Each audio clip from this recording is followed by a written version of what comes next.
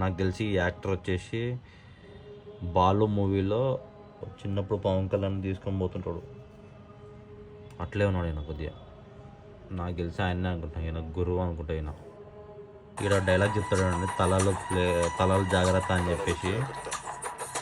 అమ్మ ఇంకా next scene ఎట్లుంటుందో అప్పుడు ఎప్పుడు చూడలేదు ఇట్లాంటి పవన్ కళ్యాణ్ని. మొన్న ఆడియో లాంచ్కి అయితే క్రేజీ అంటే క్రేజీ వస్తుంది.